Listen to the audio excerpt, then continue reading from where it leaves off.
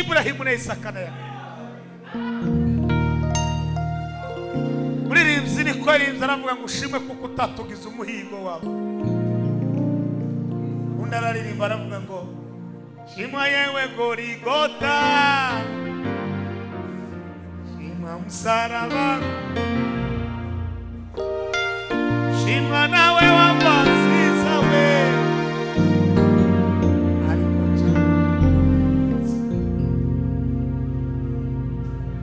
Sina rya Yesu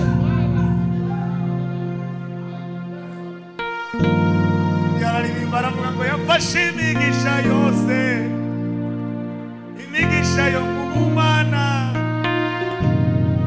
imbira muri Yesu iramuduha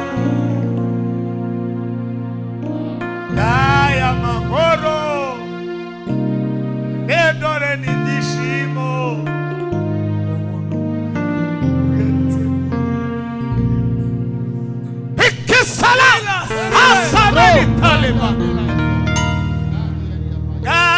Daya mahoro ore n'ibyishimo mana we geretse. Abadamu wabaza bayiro n'ishyamba, abahungu n'abakobwa nabo baraha tuzakwama tugushima.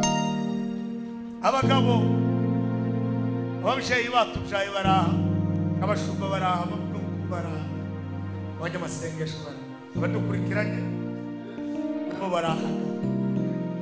Kaya mahoro bara n'ibyishimo ubuntu bugeretse. Irisanga metaila anda sao Teresa lari Teresa ngo twahirukana gakere nyamara dusubona dufite ibyishimo. Araba Mana dutabaraga mu isi ya kera n'uyu munsi wa none muri uyu mugoroba. Ayi tugirire neza, utuganirize, tubanzirize natwe gukomeye amashi kuri cyose gaya magoro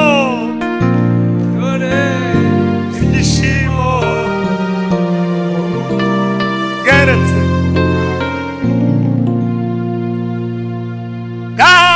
Gaya mahoro la pasika la tandela mitao kesiti. Abazi ko ari Imana yabageje cyane muri kiterana bayikomera amashi cyane yo. Gaya mahoro n'ibyishimo mana mana mana ugeretse ku mashimira umushumba. Haleluya. N'abaraza pastorali n'abadamu nabo batubetse dose Yesu bravo nobeza muri kwari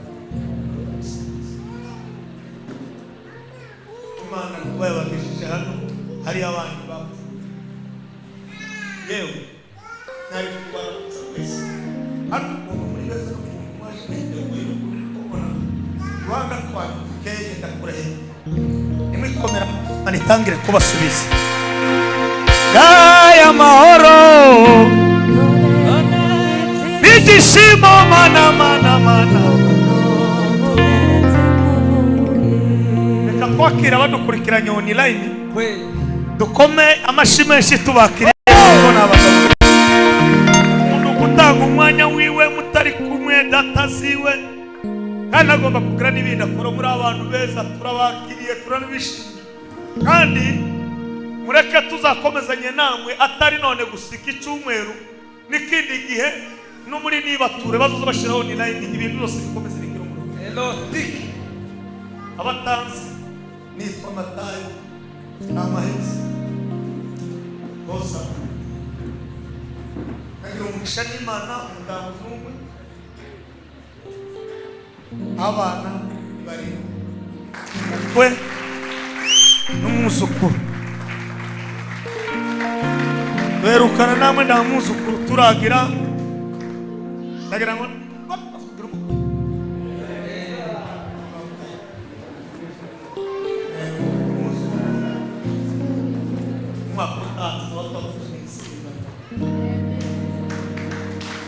hanyuma wari tuba Uganda witoro y'Ipolisi tugiye kuganira amagambo y'Imana uyu munsi ndafungura basi banyuze kubera ko imari zane Uganda azamuno yeye abasaza bagakwa muri aya mahoro ishimo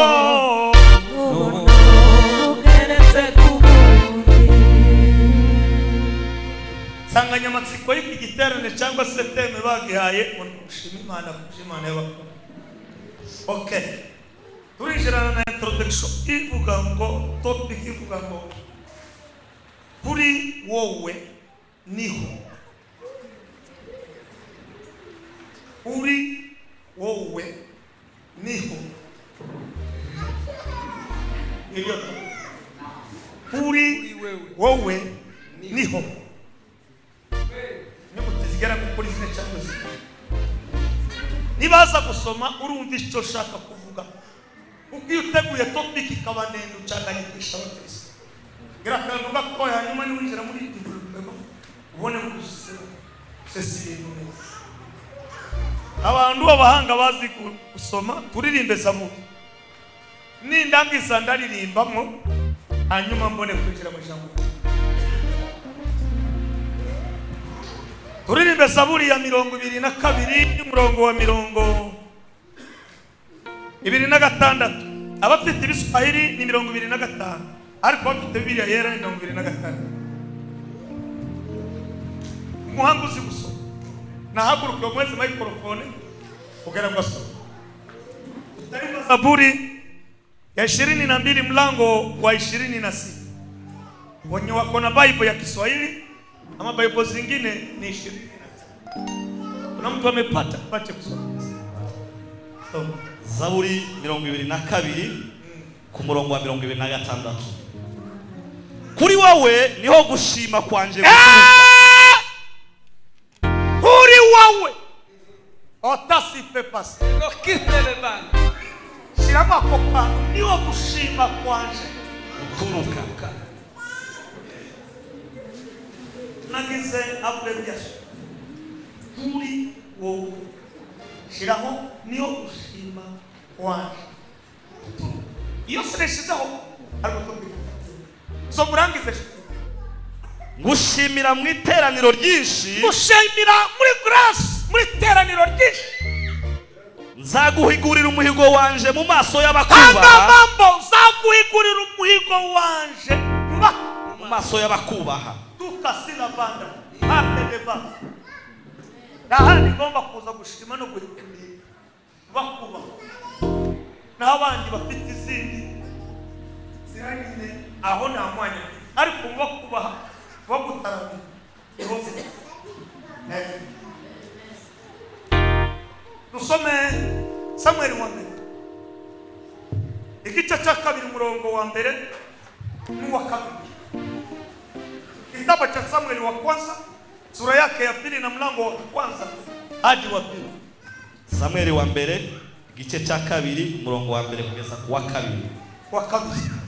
Maze Hana arasenga ati, Hana akaomba, umutima wanjye wishimira Uwiteka, sukuma mutima gwani gushabarire na karema, ihembe ryanjye rishirwe hejuru n'Uwiteka, ihembe ryanjye rikwa hejuru na karema naho yewe, akanwa kanjye kagukiye kubanzi banje kuko nejejwe n'agakiza kawe. Nishabarire naho n'uwemererwa, ntawera ng'Uwiteka, wera ng'Uwiteka, kuko nta yindi mana itari wowe, ndaye kundi na karema ulinga we, kandi nta gitare kimeze nk'Imana yacu. eleta kande la posila. Amen.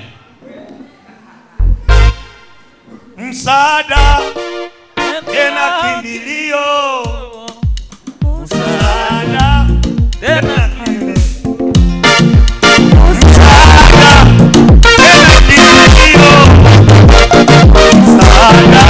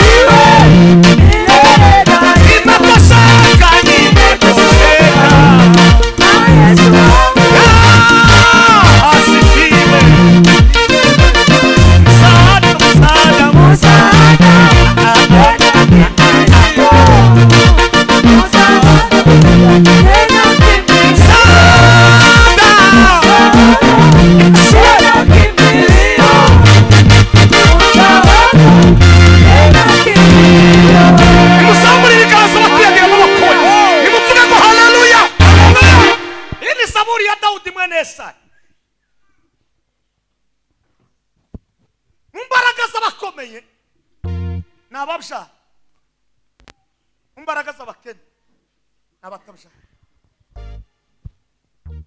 isona atagira agaciro ariko Dawudi azaguha agaciro.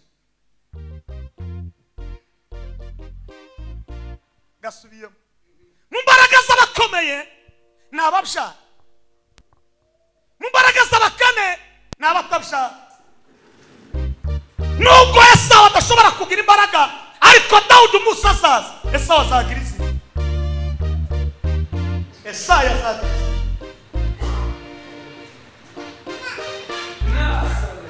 Ako kantu ni mukumva muzaba mwumvise. Abakire ba mbere ku isi ni abantu. Umunsi uzabura abantu uzabura umukene.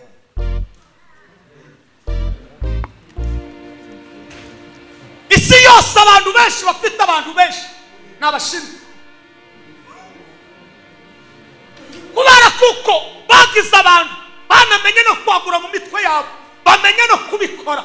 Ahantu hose hafite ibiraro bikomeye kubaka ku nyanja n'abashimwe, kubaka zikose soko yose yo gutsindira kubaka ibiraro bikomeye n'amashanyarazi n'abashimwe. N'ubuzira ukagira ngo nutabyara tuzakomera, ariko nubyara tuzakomera. Msaada tena kimbilio, msaada tena kimbilio, msaada tena kimbilio, msaada tena kimbilio, msaada tena kimbilio, msaada tena kimbilio. Musaburi bikaza. Izaburi ngo yitwa muri zaburi yo mu rukerera yo mu ruturutu.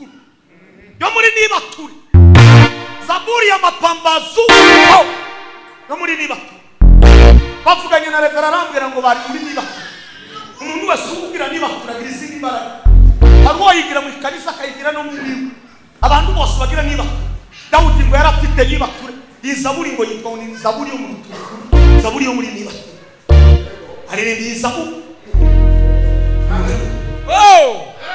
aravuga ngo muri wowe niyo gushima kwaje kuri iyi zaburi yaye Dawudi ibintu bitanu nibyo ngiye kubaheza kandi nibyo nshiramo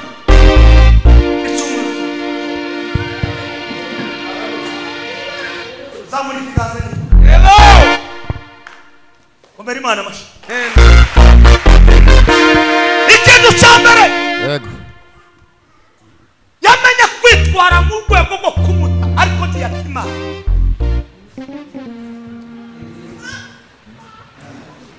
abantu basagute ariko ntugatima aravuga izaburi yo mu ruturuturu namenye ko muri wowe niho nshima Imana aravuga isi yarantaye abantu barantaye ariko jewe sinzaguta nzagitangazo muri iki giterane abantu nibagute wowe ntugatima abantu nibanga gushima wowe ntukareke gushima abantu nibanga guhimbaza Imana wowe ntukareke guhimbaza Imana nimuvuge ngo haleluya ijambo rya kabiri abantu ngo baramwibagirwa ariko iwe ntiyibagirwa Imana abantu bazakwibagirwa kandi muvuga ururimi rumwe ndetse mufitanye n'amasano bakwibagirwa kuko abantu bagira kapasite yabo baje banaruha vuba ariko hari umugabo utajuruha niwe bazaniye umunsi wa none avuze ngo noneho Uwiteka ni wowe ngwiriye gushima kandi kagushimira mu ruhame rw'abakiranutsi naona pendo natoka kwa wasiwa niteleka machimele natembea yohani wala ya tumaini ya kwamba nitaiwa na ndiwe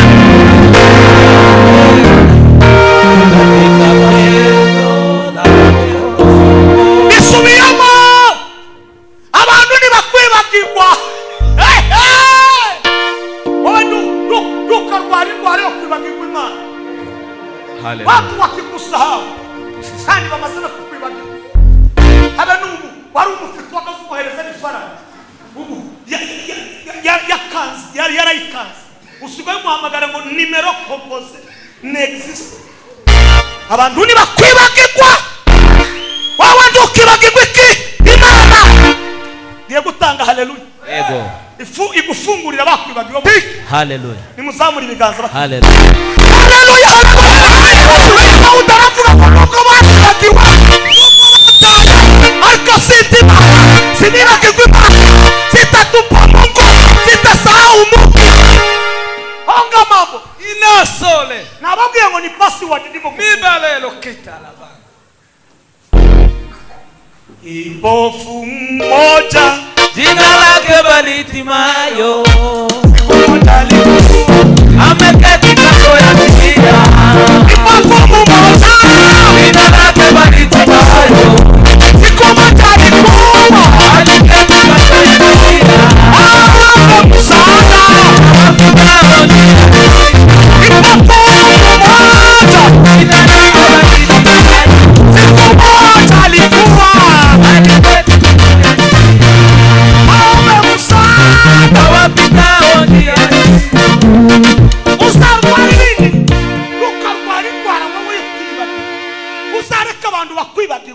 ariko wewe usigonjwa ugonjwa wa kujisahau ni wibagirwa ntawuzakuvura nta n'udutera uzabona ariko nutiyibagirwa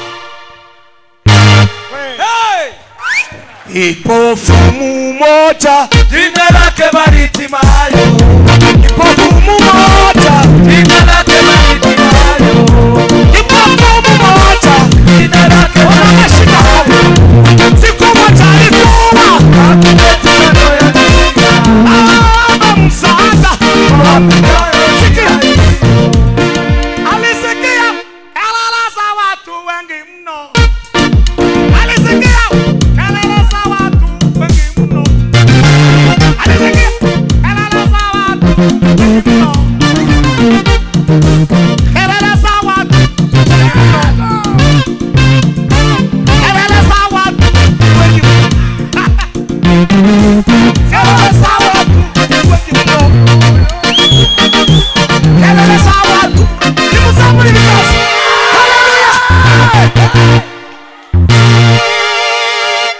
Yari yaratawe hirya y'iki y'inzira. Agirirwa umugisha. Amatwi yiwe ntiyatabwa hirya y'inzira. Abantu bazakwibagirwe ariko wowe ntukiyibagirwe.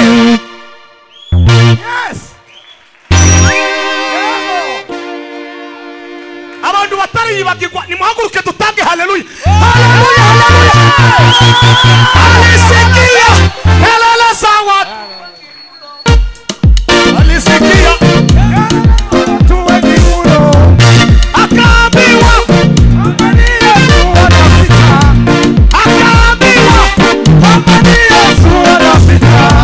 akapaza sauti mwana wa Daudi, Yesu nirehemwe. Haleluya, mwana wa Daudi, Yesu nirehemwe.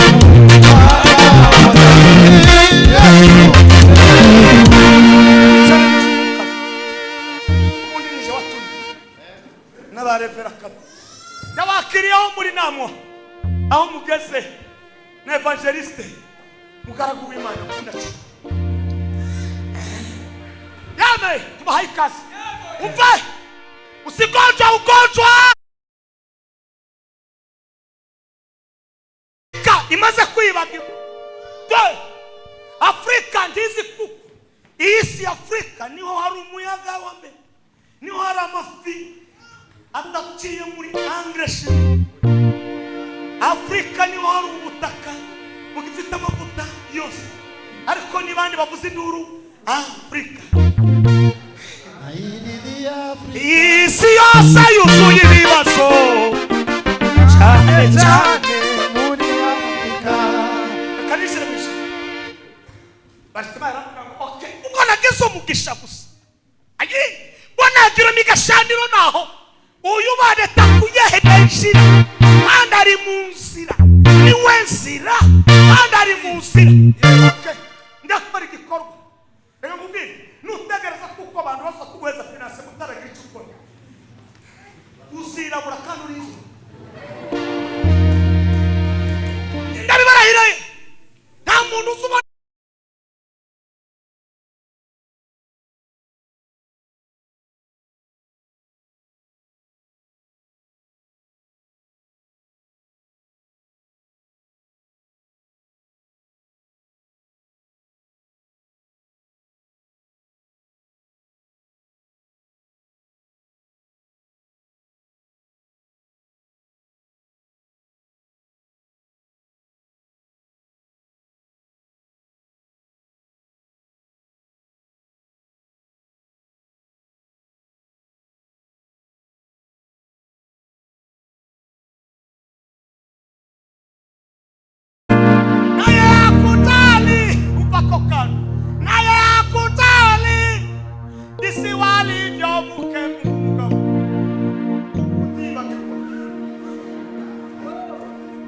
bashizemo serumu y'umugoro mureke kwibaka kandi mufate ni muri kwibaka serumu y'ijambo ry'Imana fata uyu mugoro uve mu kwibaka nta muntu uzakwibukira ibyaha ni wowe hanyuma Imana ikamanura bazagutera. Rero kwibaka ijambo ry'Imana Imana turi kumwe ngo bazamure ibiganza. Haleluya, haleluya, haleluya. Kakalala sanga isala tandela le mafika. Station de visite superpela. Narengi kuza bibiri gusari to tuzayi tose. Reka nizere kucaga tatu nabonye abandi. Chadaw undi ya trikoresha. Akukupa byo. Agihugu busiribiko. Akarisa busiribiko. akanaga ini ba ini mi pro ini ta ini me sa ibiko ini mita ko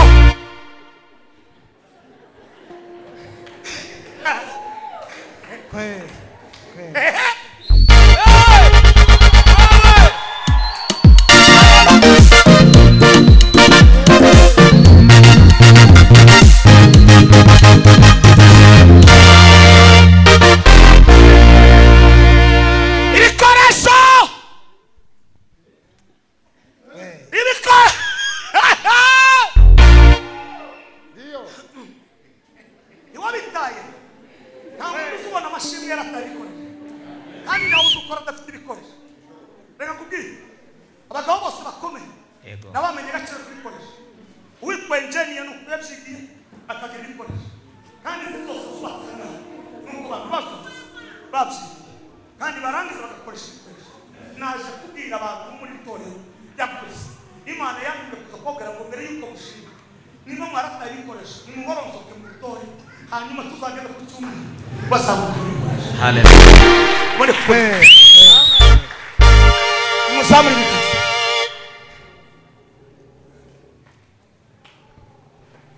ari kurira ararira umuntu mu gitondo ari bwaba bwishe ubuzima bwawe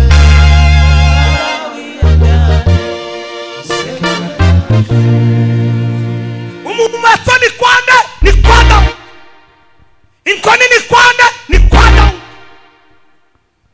warafite cyangwa warafite niki kuguhesha kubona amashini warataye ibikoresho. Haleluya. Bimisikala kapita la banda habana bakinyi wara muri miliyo kagaza no muri no defenseur n'abarutahiza boss timosha kugira tarumbi na mali ni filimi na rasmi boss bagomba kuba umupira ukabona kubera kamera zisaba zihari zone iteza mbere abantu bagira ngo bakuru ko bakoze bakamurika grari ya kuri televiziyo bakamurika ngo akabare amakuru nayo nimba mwarataye ibikoresho ijuru ryaje kunduma ngo aya mashini nikisa kitera guseka kumana nese ese nimataye ibikoresho naza kukubwira ngo baze runaka wowe wenyine wibaze mu mutwe yego asa kuzana imyanya mu bantu wowe wicaranye na so kandi babigoye umuntu kubaza se ngo se tuwataye ibikoresho. Bwana Mungu wangu aliyonichoka utukae mimi mwana wake kweli ichakane andika magambo wanokwere nyamateka kugihe history amateka dazazanywa n'amagambo amateka history alijenga history yari nyamateka ari mwishamba aravuga ngo ndakuranga ari mwishamba aravuga ngo ndagusinzira ubwo nazanye ibikoresho barandaye hari mubitima aranibagiwe ariko sino yibagiwe none mfite ibikoresho none ngomba kugira ngo kurema amateka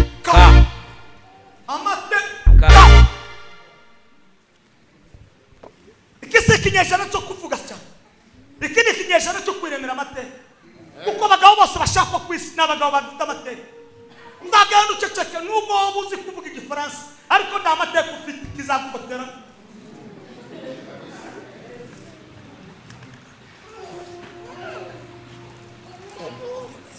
icyagata nimara nisemisha imhezi banshwe nimukoma ari mana mashimeshe cyane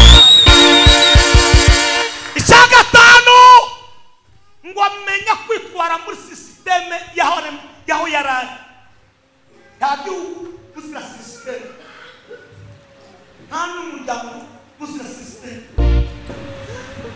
as buzira systeme imana n'abantu kuzira system ukirata system aho tukikamwe kana bashimuza ibyo bintu bitanu utabifata bakwe nuko n'ibindi tuzabifata n'ibindi hano ndarangije kugira ngo tubeke abasirimbaho ariko mbere yuko nangiza ritakonza ritaruka abasiga muri girenge uno gusuye umugabo kwa dusize muri ibintu bitanu atabaye gusesera ngo yishira tega amata Dawudi arabonga ibintu bitanu nabibonye none cyo ngomba gukora igikorwa cyitwa kutarangara muri rishwala yari bikenese sama mazi nsinzi ya Yesu Sisawe makubira abazakomokaho Yesu ari mu ntambara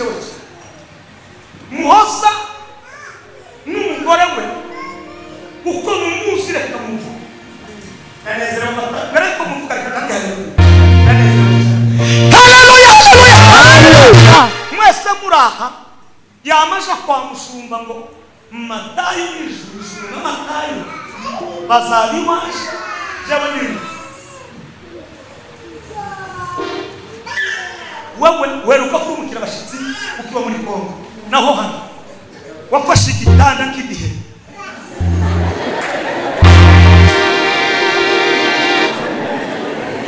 ashira ubwoba bose baragenda baratashe muri gakondo yabo bavuye wasaba aho uri turakuramukije wawe n'umudamu wawe n'uwo muyu Retari araba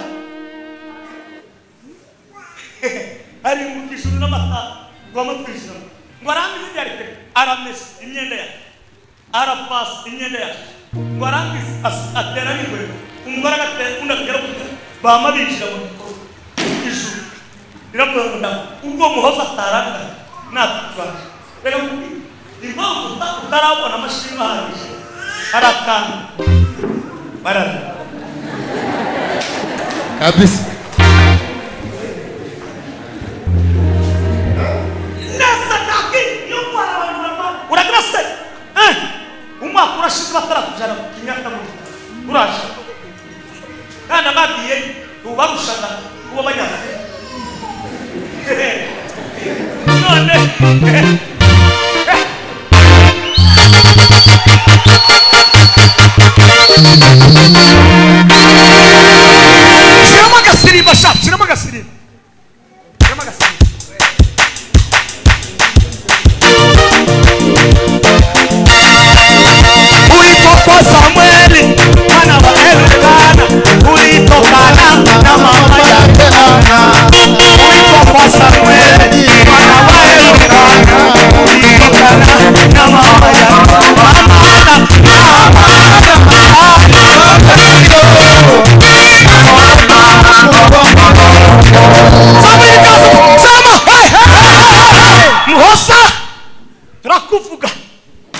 kuko ari ijuru rangize tiyaranga ijuru ryama rikora muri ekipota yaba umuhungu bara kandi yamideta azagira pete azaza kuba Sema haleluya. Haleluya.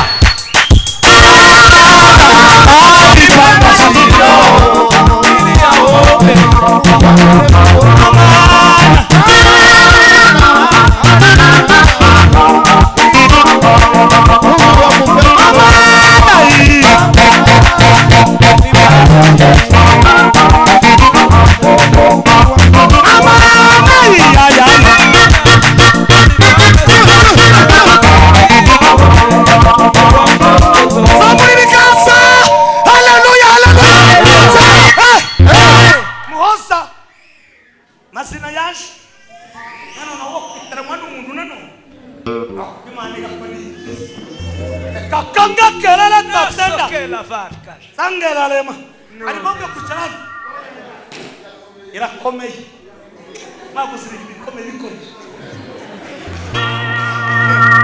mama ana lipanda shilo Ili yaombe. mama ana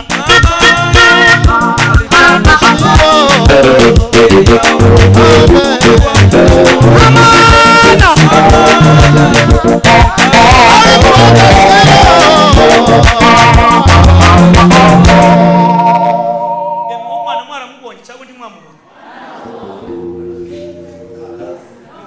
sikubwira ngo uhindukirane mugenzo mubwire ngo wararanga ari byo wakoze usa n'imana ikosora ugoronzo cyabazamukana amashimwe n'abantu yarampamagaye ndibuka ndishimwe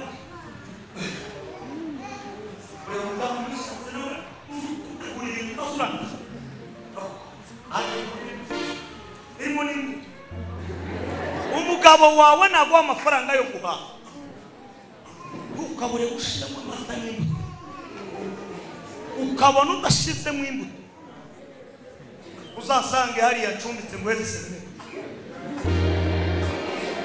umva amakuru anohereza inoti yo muri Amerika mukomere Imana amashimeshi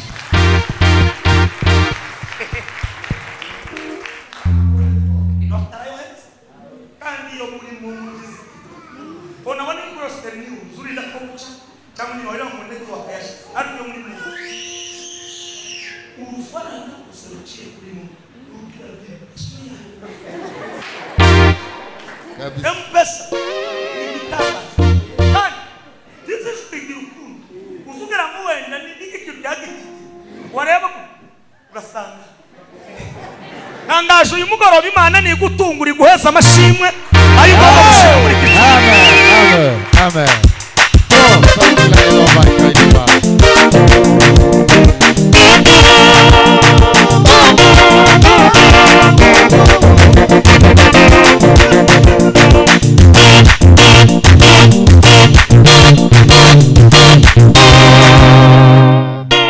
amateka arayagumana Imana mumwitegereje ibona ko amaze kuzuza iriki amateka yamikora ku muntu rero kugira ngo ukore ibikomeye Imana izakohereza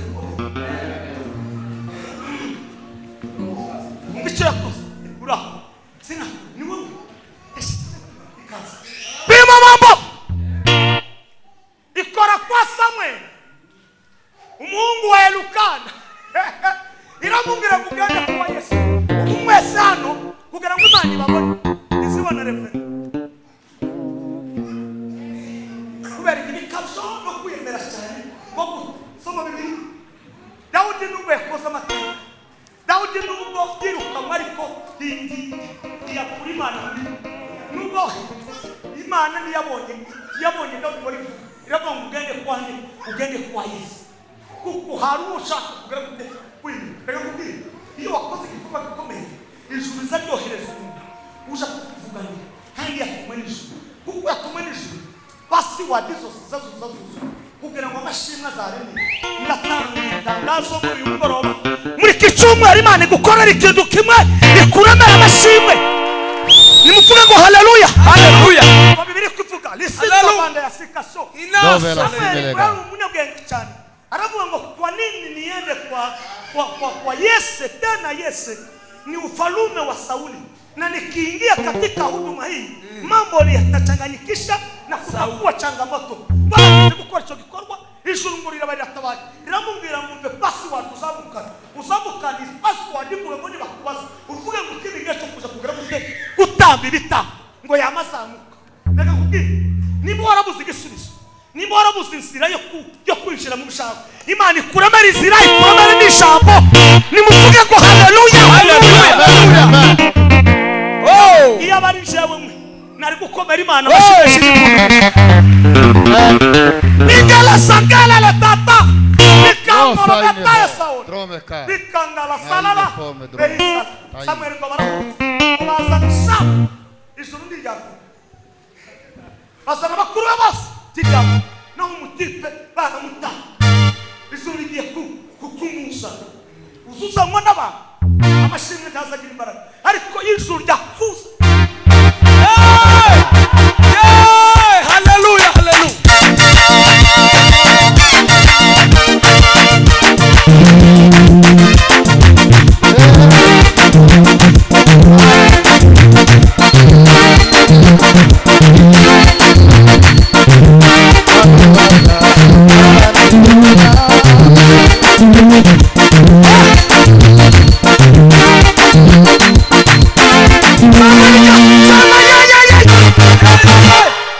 Abantu ni bakuzana, Imana itakuzanye, intambara tuzayitsi kandi tuzanakomeza imbere, ariko yonyine ni kuzana kugira ngo cyo mwanangu cyo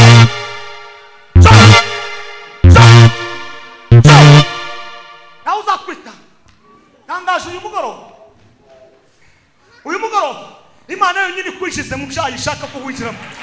Amen, amen. Murafasha cyangwa nabasi Oya turi kumwe uri hano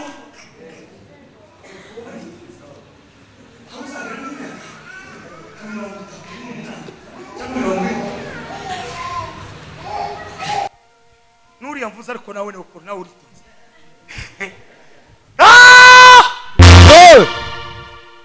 wow ijambo nijuru ni uzumenya no kubaza yego arabaza ngo se nababonyine ati hari akandi gati kandi kabiyo mu ntanga aho bamutaye ndi havuga haheruka kuvuga bakimutaye genda.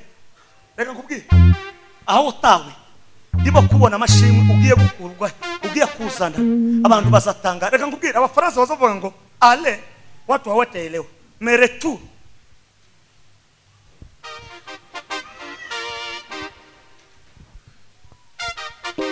ukiyayugenda ucuruza ibitenge na birabindi muri mu gucuruza byiza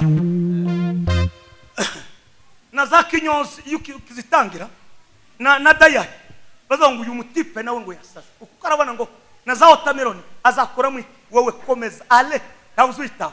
Ariko muri retour iyo wowe wicaye ngo mucumba umugabo akamanura nawe ukamanura mugatangira kuyabara gaca mu gitondo zimwe mukazohereza kuri M-Pesa muza museka mukarusha abanyafurika bose gusa. Kandi nimba hari ikintu gifite ritime mu maso no mu maboko ni ifaranga ni garagara wowe ni mutazikunda ariko ifaranga nizo zikubwiza.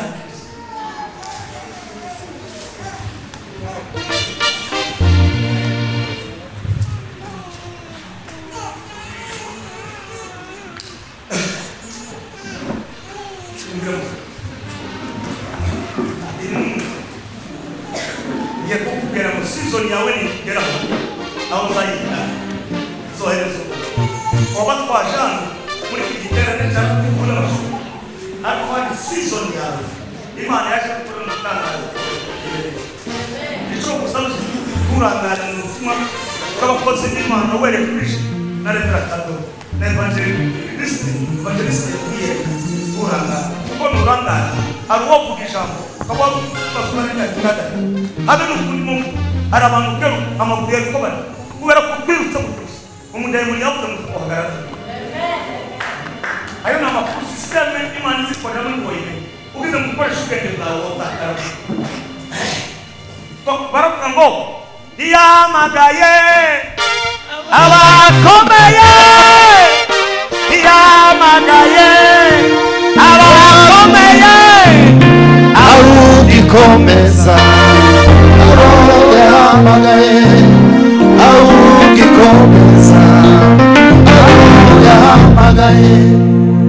mambo Dawudi ngo apfe gushika guryashitse ijuru ry'amariko ati n'uyu gusigwa amavuta ntangaje muri uyu mugoroba Imana ikuzura uzitsa uyu mugoroba ubitahana.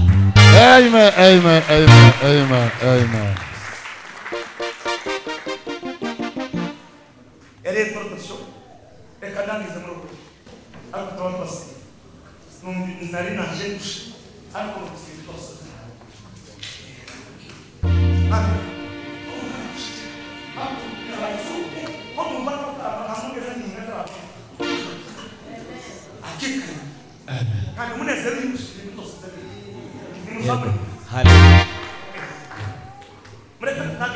Amen.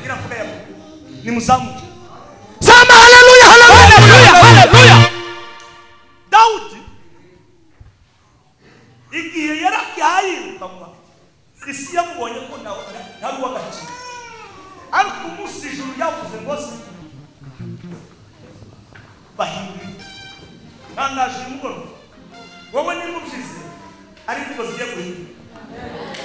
Hallelujah. Amen, amen, amen, amen. Bravo.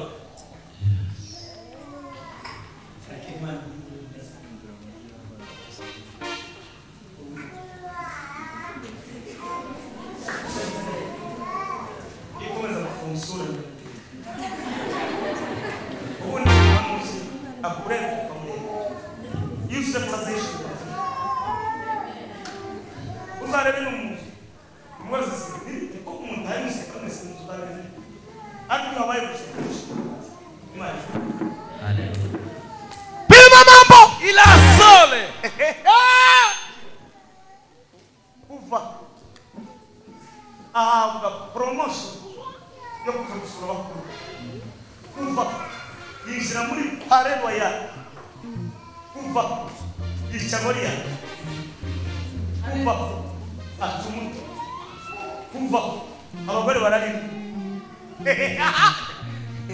ngopfa abumwana wese ariko passe baramuta yatima baramwibagiye Imana abantu bavuga Imana bakwiba ruyiba dore uwa kubatrikoresha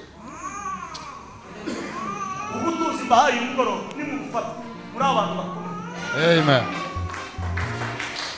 Nushaka uburi imfubyi hari imfubyi zakuze zikomeye kurusha bakuze hari abahungu 8 n'abakobwa 2 ariko akawumuntu kumwe wakwitwa kukintu cyakwisha uri impunzi ubuhunzi bwa mbere ni umutwe wawe ntudatekereze uzaba impunzi Kabisa. Hiyo ni ukweli.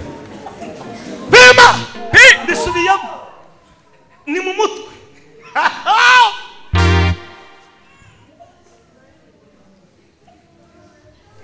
Yesu yabaye impunzi ariko bagemuriwe ijuru rirategeka aragemuriwe bisubiyemo ubuhunzi bwa mbere nawe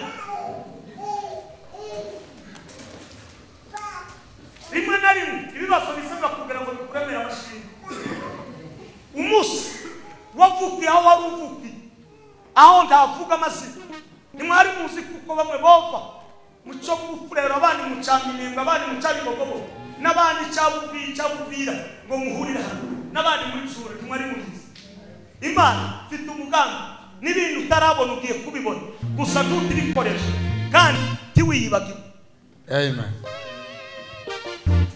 Bibiliya yabwiye neza Yego. Ana aravuga aho twasoma Ana mukaherukana aho twasoma nzavuga cyane ariko ndimo kuwakoza aravuga ngo Imana yonyine niyo yanzicira rekereza Imana kugusirira yakuzije n'irosura cyo kumbara ariko Ana yavuga ngo beshishuri mu rusengero hari ibintu bitatu bene Eli bakoze barashabura bakajya matungona kuwa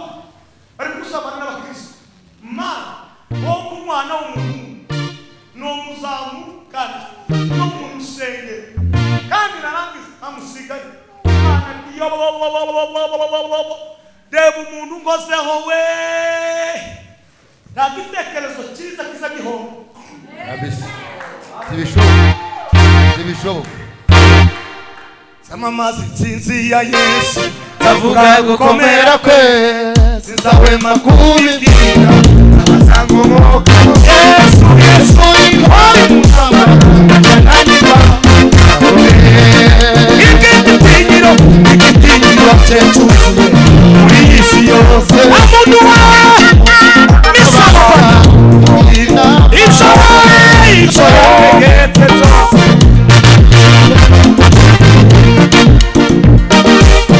ikitayo n'abaca b'ijoro ikizatera ubwoba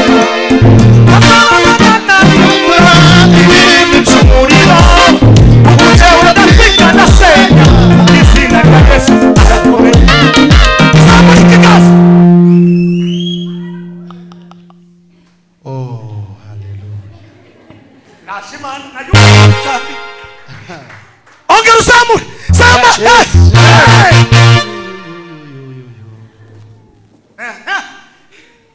yamazamuka imana ibona ko hazamuka arazamutse nyina wa Samweli arangiza kutuka aramuwatese mama unalewa aramwona ndalaluka mmene yemusehe ndalaluka nirimukubana kutoge nazamuka hano nabona ko hari ibintu bibuziri mu mushenge ashimwe ndiyama uzokikuya bana itapesa hey musamuri bikaza sama amuciga so bundi tuzabona kurya ariko kweli kandi manuke kavindi musinya misha kama alama libakuma ukaburaka nyani nyehe mwenye rusheba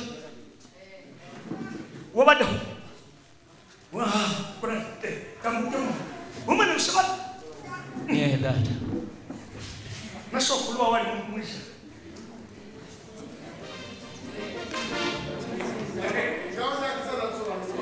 zamura nimukomere imana amashimwe shigira ko baada ya kurudi nyumbani mimba ikaingia maneno ikabadilika mavazi ikabadilika chakula kikabadilika na senzu uyu munsi wari ufite amashimwe muri iki cyumweru ariko Uwiteka agiye kukuremera amashimwe.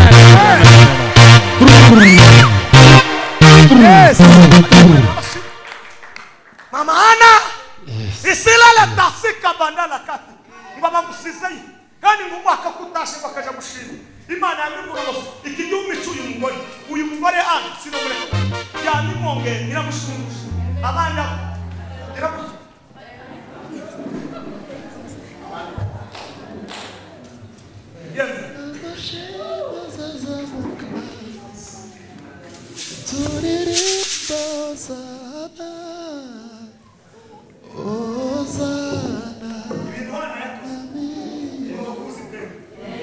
ibintu hano yakoze tugomba kubuza imbere.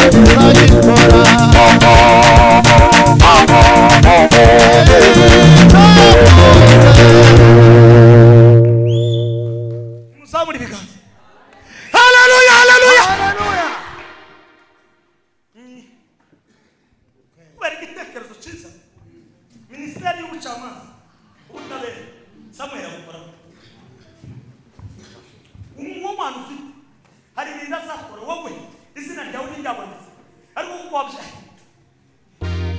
niba gusuzugure kuko uracyari hano uracyari mu kubakamo reka bavuga bakuge ariko ndimo kumva ijuru ririmbwira ngo mubagiye kuzamukana amashimwe ubarimo. Amen. Umuhanuzi mu itsinda ry'abahanuzi ijuru rizamuramo Samweli. Icyagatatu mu itsinda ry'abatambyi Samweli arazamuka. Dekereza Imana yari yarasubye ariko kubera nta bundi muhanuzi nshaka umutwe n'uvugana wawe utekereze neza urahombye igihombo bene abantu batazagaruka ariko itate ryawe nitekereza neza uri umukire wawe kandi nutagira retari yo gushaka ukagira abantu ntazi na wabonye ariko abantu bazaguhiza. Amen. Abahungu mwese muri aha mutaye gushaka sibakuzaho ukora kwikosora nimuzamura ibiganza zama irazibye Imana avuga toya ni hano ubona umuntu wiwe Imana bizane Samweli mu gihanuzi Sawuli yigeze gutakaza intama mwarangiza kwitakaza akura umuhungu we mwarangiza bamubaza isi wa Sawuli umuhani isi wa Sawuli mubagari baravuga ngo turahemuka ngo bazamuke kwa munaji Samweli arababwira ngo intama yabonetse ariko ikurikira murakora n'abahanuzi kandi barahanuye wo kuzaba umwami wa Isirayeli. Tekereza w'Imana yari yabasize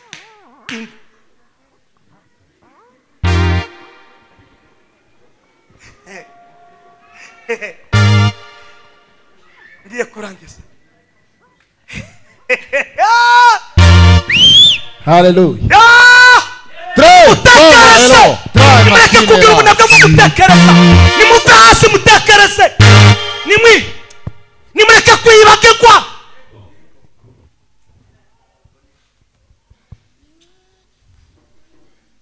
Wasa dore ukuntu mwakoze ikanisa neza ibishasa zavuye mu ijuru na dore ukuntu risa neza nta haleluya nishe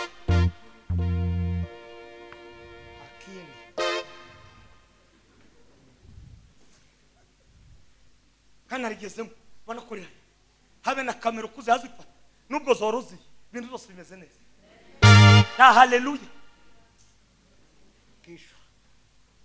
Ibuka reka gutekereza abantu ngo baze kugukangura ngo bagushiture turi bateri y'imodoka ngo baragushitura ufite umutwe uri muzima wavutse no mu mezi 7 wabe n'abavutse muri 7 nabo n'abantu ko barakora ibintu bikomeye nimukanguke.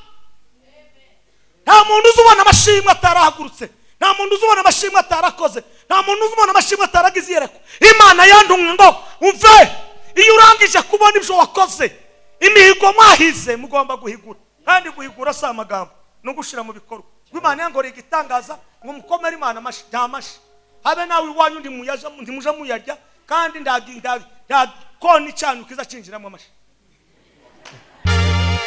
kabisa. Ukweli wa mambo oni koko itawa iwanyu ndamashabamo imyanda wambaye si yamashi nuko wakoze. Imana ibaheza amashimwe mushimwe kino cyumweru ibatungure kandi bagirire neza. Reka ndangiriza ahangaha tube nk'abasirimu musho ngiye kuguhamagara ariko gatoya natinze oya nugitanga muri biganza nimuvuga ngo haleluya nimuze abayumbe nimuze abayumbe ngabanga mamana iyo ndirimbo yagize imbaraga nishimwe kimenyesha uitwa kwa Samweli mwana wa Elokana ulitokana na mama yake uitwa Samweli mwana wa Elokana ulitokana na mama yake uitwa kwa Samweli mwana wa Elokana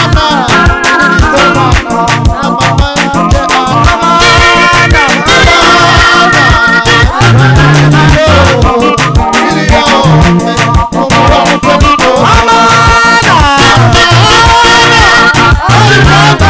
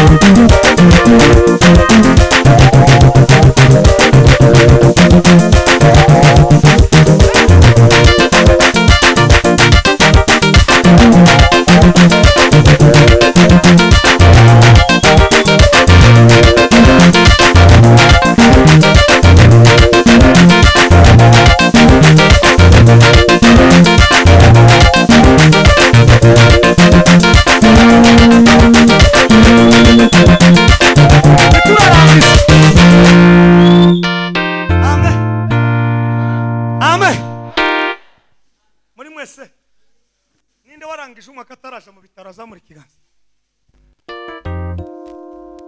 uko mwicaye gute uzi ko gutekereza kwanyu uri ahantu twagiye yashyize ko subiza busha ukamara umwaka utaragiye mu bitaro na paracetamol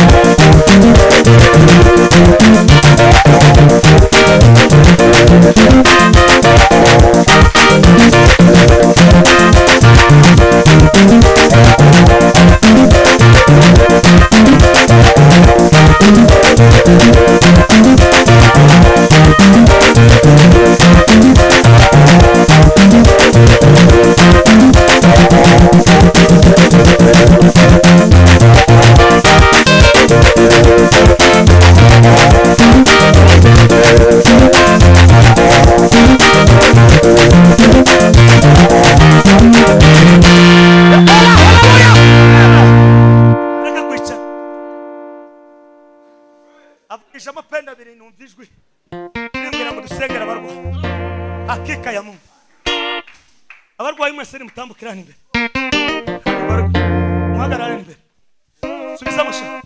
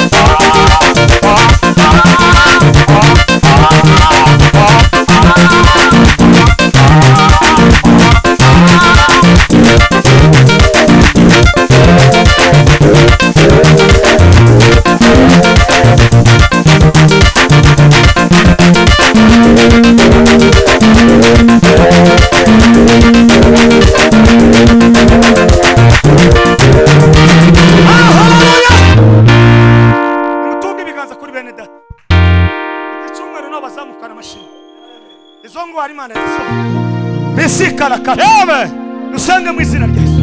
Data mu izina rya Yesu. Izina rya Yesu. Luka. Zanani imbaraga zawe. Uzuduhembure.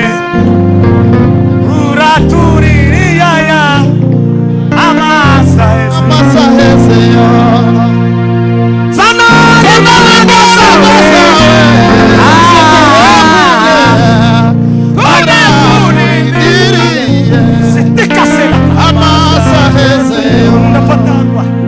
Zanani imbaraga zawe.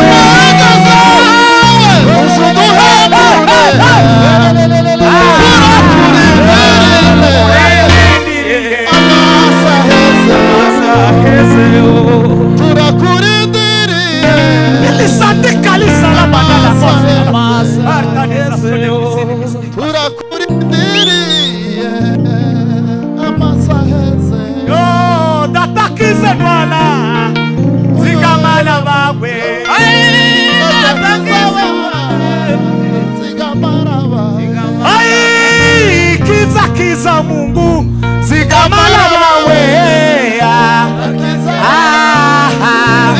zigamala bawe urasenya umwishimo w'indwara abarwaye amaguru abarwaye munda abarwaye mutwa bagiye mu bitaro babura asitila letandela n'abadukurikiranye online abafite abarwaye mu bitaro ibintu byananiranye abaye bumva kuko bagiye gufatura bagaritse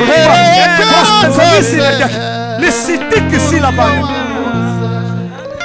Aisonga manda masika kangolo metatela andi la risaome siki sila korte nizini martenizazione de vizini multiple promera mateka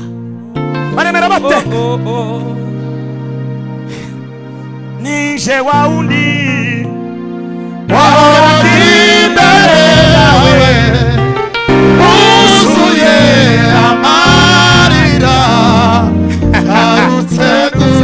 Wino musi wa gatatu mu mugoroba mana utanze itangazo ry'amahoro amahoro mu mibiri yabo amahoro mu maguru amahoro mu mitima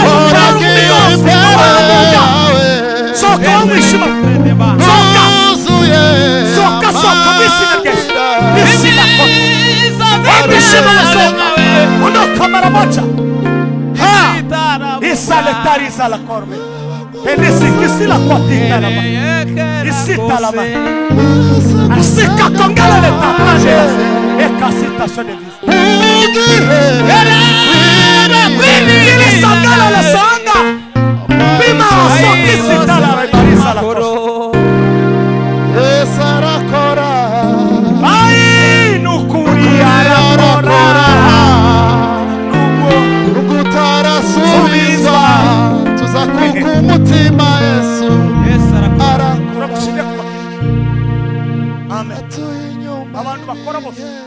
nimuhaguruke tubasenge. Abantu bose bakora wenye wanafanya kazi bako tubasengera Imana itunganye ibishaka. Iki cyumweru kigitera nikibapfana tusigaruriye mputi tusigaruha ushegashega tusigara gutangirana ubwo bshasha zanani imbaraga zawe uzuye turakurindiriye amasa hezeyo zanani imbaraga zawe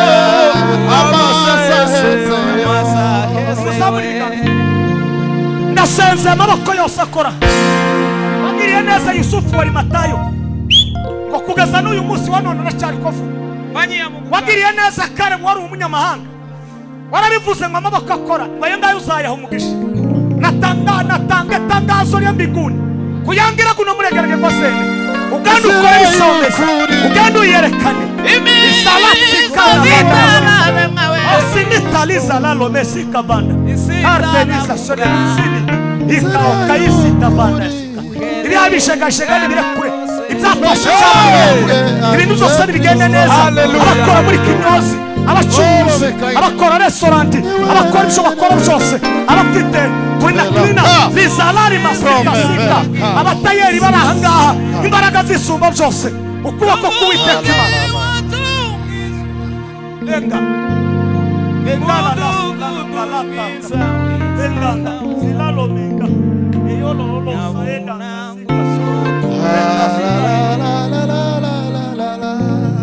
Misina rya Yesu misina rya Yesu misina rya Yesu misina rya Yesu baba wangu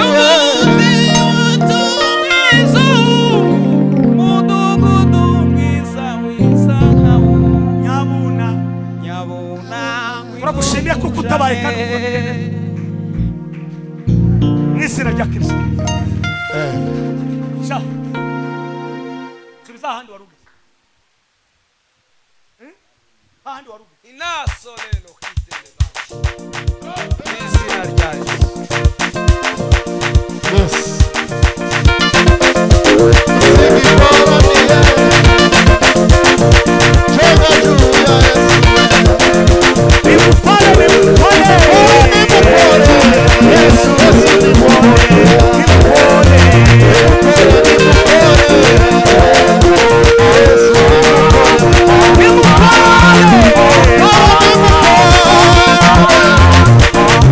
Yes,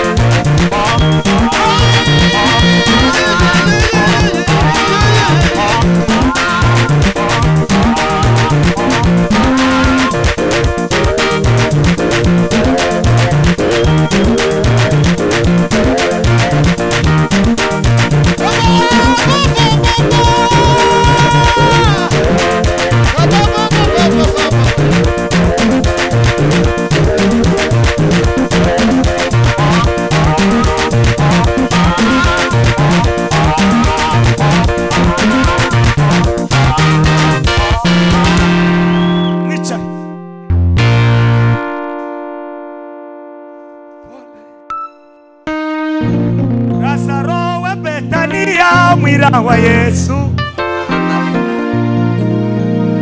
Yesu anagenda yoge. Uriya mukameramene wasohotse ufite n'igikapu cy'umukara. Nagaruke tusengera ibyo.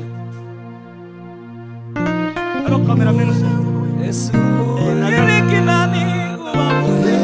Bima kazi baba sa yako. Nimba byumva garuka kandi natabyumva buke.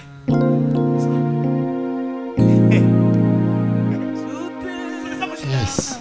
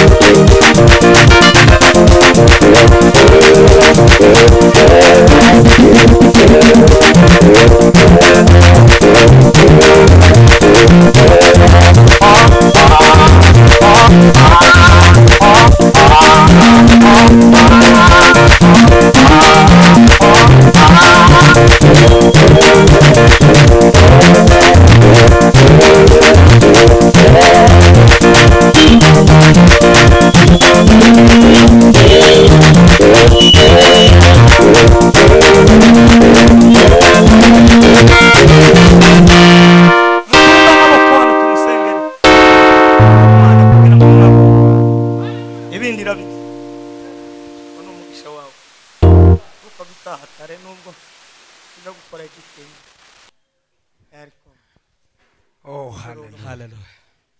Zamuri biganza nimo ntasharu. Uya zamuye yombi nawe ejo bundi bazaba.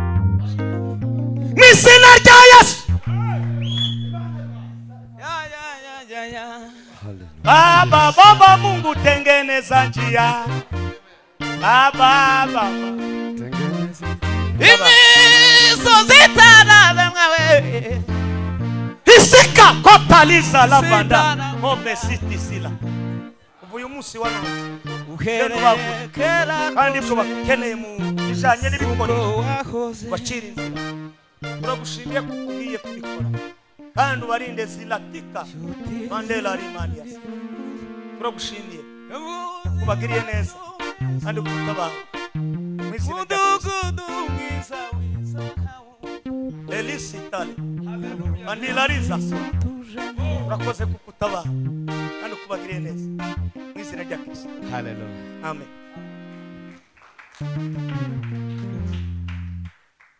Ekiyosha koshe kanaka gaisezera babantu numara babwire ngo sigare neza je ngiye gukorana n'abazungu. Shiramusha